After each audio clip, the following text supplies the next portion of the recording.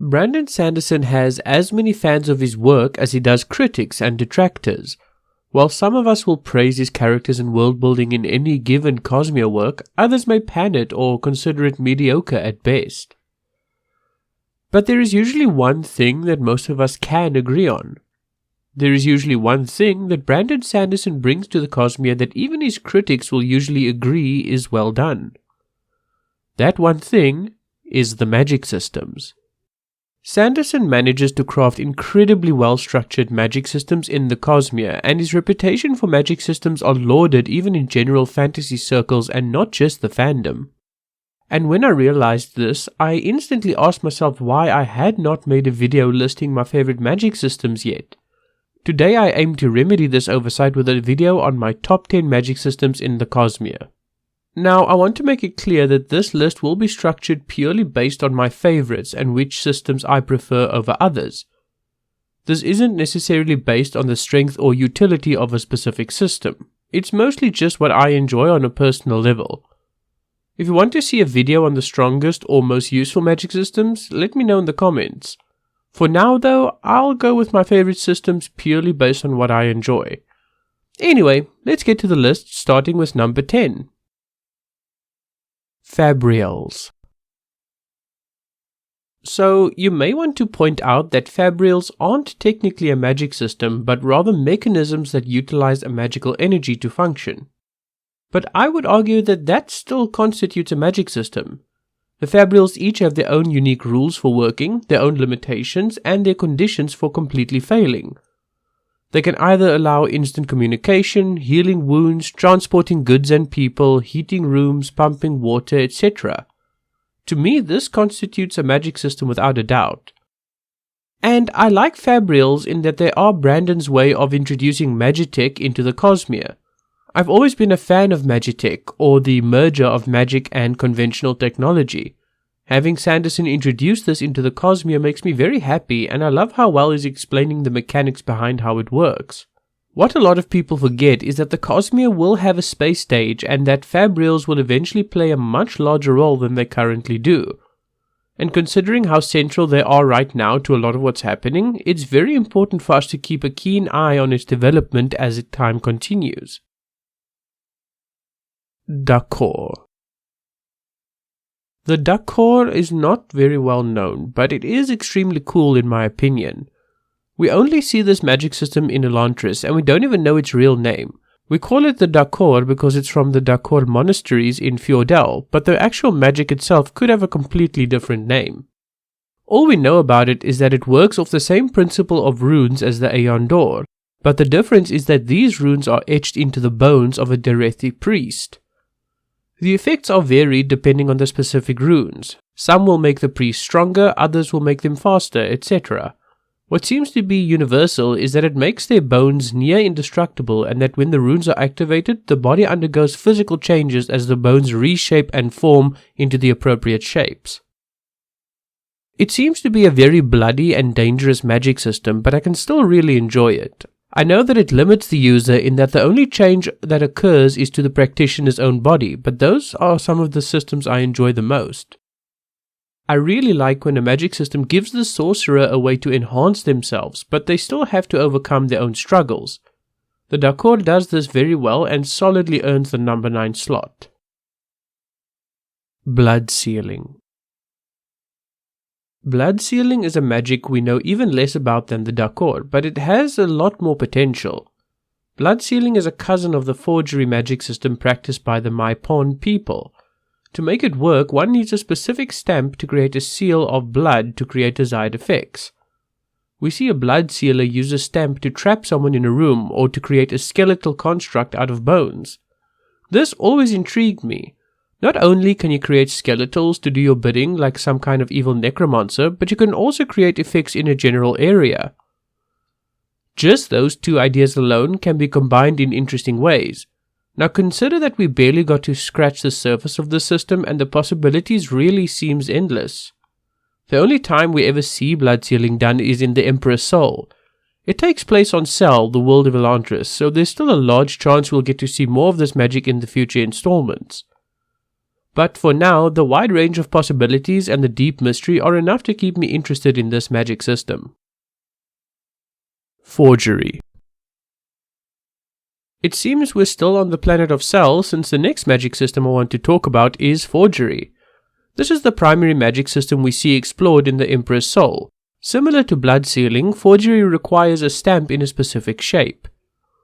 The forger can use the stamp to alter the past of an object or person to change it into something more useful. This magic has a lot of applications, but at the time has a lot of limitations as well. Just like with the many magics of Cell, a deep study and understanding of the subject is often necessary for the forger to make a decent forgery. But if they understand and have created the perfect stamp, they can alter the shape or substance of anything they put their stamp on. What I also enjoy is that this magic system seems to directly influence connection and identity from the spiritual realm. If you haven't yet watched my video on the 3 realms, I recommend you do to understand the significance of what I'm saying here. It seems that forgers can, at least temporarily, alter a person or item's spirit web to manufacture or change its connection with a capital C with places, people and items associated with it. It can also alter the identity, with a capital I, of the item or person to match the new connections. The only time we see something like this done, at least as far as I can recall right now, is through the power of a bondsmith. To me, that alone earns this magic a number 7 slot. Hemology. I really like Hemology as a concept, though it is my least favorite of the 3 metallic arts. Similar to Forgery, it also alters a person's spirit web in that it kind of staples or nails a piece of a different spirit web onto your own. You are given power, bonds, and other attributes of other people through stealing it from them and forcing it into yourself. It seems a bit overpowered, and it definitely is, but the fact that it's a very taboo magic that's not very well known and a right bloody mess to accomplish means that it isn't used very often. I also like that it's unique in that it's the only end negative form of investiture. I wouldn't complain if we got another end negative form of investiture, but while Hemology holds that title alone, it definitely adds to its allure. This magic system is very overpowered and is basically Brandon's magic system where you can have any magic system. But I like how he balanced it out with the means of acquiring the other magics and the other limitations it has. If you'd like a more detailed explanation of Hemology, I recommend my video on the metallic arts I did a while back. Awakening. We're starting off the top 5 with a magic system I really enjoy from a purely thematic standpoint. Awakening is the magic system from the Warbreaker novel on the planet of Nalthus. It requires the use of biochromatic breaths to awaken inanimate objects or corpses to do one's bidding. The only way to get more breaths is for it to be willingly given to yourself, and the more you hold, the more powerful you become. You also need a keen knowledge of the different commands and need to actually practice in delivering the command with the right intent to get the magic to work. I really like that it's a magic system that takes a lot of practice as well. One of my big problems with some of the more popular Cosmere magic systems is that a lot of them work by instinct, and if there is study or practice involved, it can often be mastered in a couple of hours or days. Awakening, however, gives the impression that one needs to practice and study for a long time to get significantly advanced with it. It is treated a lot more like a science by practitioners than something mystical. And like I said, I really like it on a thematic level. It's a magic system of the Shard of Endowment, and it relies on the breaths being freely given. So one needs to endow someone with one's breaths. The returned are endowed with a new life when chosen by the Shard to return to life. And when awakening, you must endow the item with breaths and then endow it with a command. I really like this thematic link to all the different aspects of the magic system as well. And the fact that it's a very colorful magic system linked directly with necromancy also makes it unique in my opinion. Ferukemi. Ferukemi is the end neutral magic system of the 3 metallic arts, and my second favorite of the 3. Ferukemi allows you to store a specific attribute in a specific piece of metal and then draw on it some other time. So you could, for example, make yourself slow and sluggish for a while as you store physical speed. Then you can draw on that speed later to become a bit faster for a while or extremely fast for a very short period of time. This magic system is really interesting in that you could potentially have a limitless power if you stored it for long enough. Imagine being an ordinary person in society, but you can store certain aspects of yourself for later use. You could store something for a very long time, then use that attribute in a time of need. To me, this magic system seems very practical and more oriented to the average everyday person. I'm a huge fan of the metallic arts in general, but if I could choose one for my daily life, I'd probably choose Ferukemi. Sure, Allomancy is very powerful and gives you some really interesting abilities, but Ferukemi seems like something I could use in some very unique ways. Definitely check out my video on the metallic arts to see my full thoughts on Ferukemi. Allomancy. Allomancy edges out Ferukemi for me purely because of how much raw power it gives the user. Sure, Ferukemi would be an awesome thing to use in my daily life, but Allomancy would be my magic of choice if I had some ass to kick. And unlike Ferukemi, I don't have to undergo a period where I store anything useful. Allomancy works by ingesting and burning a certain type of metal in your body to gain some special power. Tin enhances your senses, pewter enhances strength and durability, steel lets you push on other metals, and iron lets you pull on them. Different metals will provide different abilities, but these abilities are usually quite extraordinary. I think that Allomancy will often be in the top 3 for most people, if not the number 1 spot itself. It's definitely one of the strongest magics in the Cosmere and is edged out in strength only by the final 2 on this list.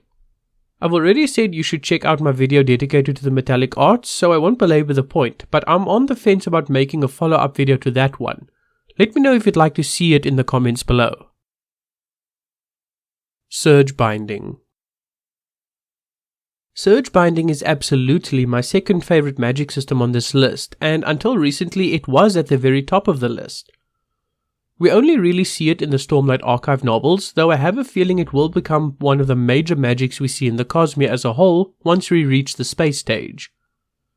And if you're familiar with it, you'll probably agree that it's one of the most overpowered magics in the whole Cosmere.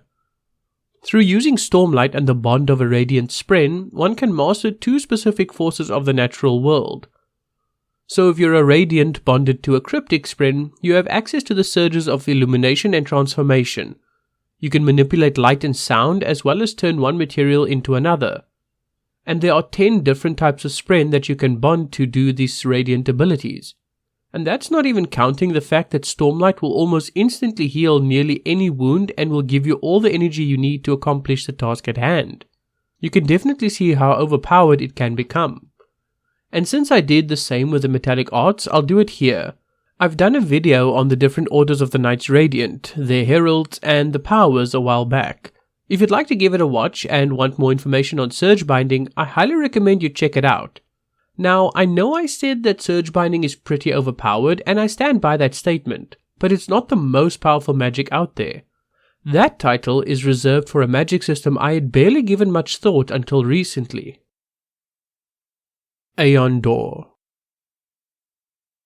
The Aeon Door is the magic system of Elantris, and one that we see very little of considering its potential. If you're an Elantrian, you can draw symbols in the air and add modifiers to them to perform any magical action you want. By combining multiple symbols and applying the appropriate modifying marks to them, you could essentially perform any feat of magic you desired. Think about it like this. Given enough time to study and understand all the Aeons and how they can be used, as well as enough time to study your enemy or the object you're focusing your efforts on, you could either win a fight instantly or outperform any other magic. The Aeons can be used so specifically that you could, theoretically, drain an army of Radiants of all their Stormlight, steal their Nahel bonds, kill an army of Singers and trap their Void Spren, and rip apart all the Thunderclasts Odium can throw at you all at once in an instant. You just need the right combination of Aeons. Which means you just need enough time beforehand to research and practice your Aeons, and then you need the time ahead of the fight to draw them. Now granted, this overpowered magic system is severely limited. For one, by the end of the Elantris novel, the only living Elantrians are brand new to the magic, and thus much of its practice has been lost to time. Second, the magic becomes much weaker the further away from Elantris you are. And third, the magic is directly related to the door, Sal's uniquely pressurized investiture, and thus the magic will not work off-world without the appropriate conduit. And since the symbols take time to prepare, it isn't a very viable combat magic. It has a lot of utility and seemingly limitless power, but Brandon has very cleverly limited it in ways where it still remains at its full power, but only under certain circumstances. But I think I've rambled on for long enough. That'll be it from me for today, guys. If you enjoyed the video, please consider subscribing if you haven't already. And if you have any video topics you'd like to see me tackle, or even just want to share your own favorite magic systems, let me know in the comments below. Thank you very much for watching. My name has been Raven, and I will see you next time. Take care, everybody.